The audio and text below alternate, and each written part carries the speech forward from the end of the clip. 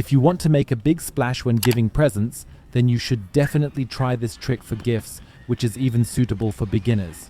The first step is to cut the wrapping paper to size. Place your gift in the middle.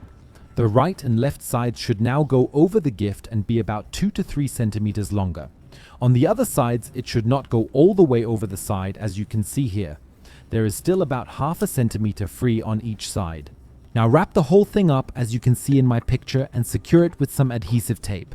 Now press the 2 short sides inwards, the first longer one over the side and the second longer one over the top. Pull it nice and tight and secure it with some adhesive tape. Now you need another piece of wrapping paper. This should be wide enough so that when we place it over the gift, there is about 1 centimeter free on the right and left. It should be long enough to wrap around the entire gift, but definitely no longer. Now wrap it so that it is centered, and then you should run it along the edge once on the right and left. Now fold the 2 short sides briefly in the middle so that you have a point of reference here.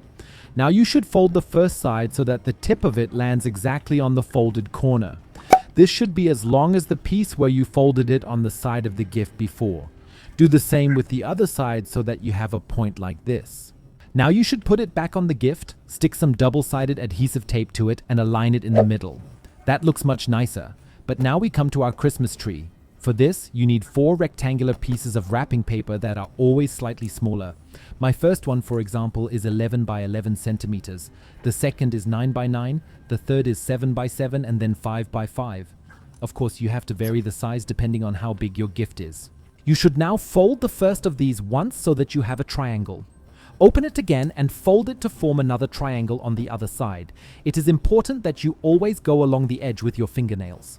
Now you have such an X in front of you and should fold it again in the middle. Again, go along the edge with your fingernail. Now open it again and fold it again in the other direction. Do this in such a way that we get another small strip through the X. In the end, it should look like this. Now press it together a little at the top and then make sure that you get the first side folded up like you can see here. Do the same with the other side, so that you have 2 wings on the right and 2 on the left, as you can see here. I'll open the whole thing up again and show you. I simply held the top together at the top and then folded these 2 sides in. Once you've folded the whole thing like this, you should now take the first wing of it, as you can see here, and fold it down once like this. Make sure that you fold it along the center line, as you can see here. Now repeat the same with the other side. Once you have done this, you have finished folding the first piece, and you should now do the same with the other 3.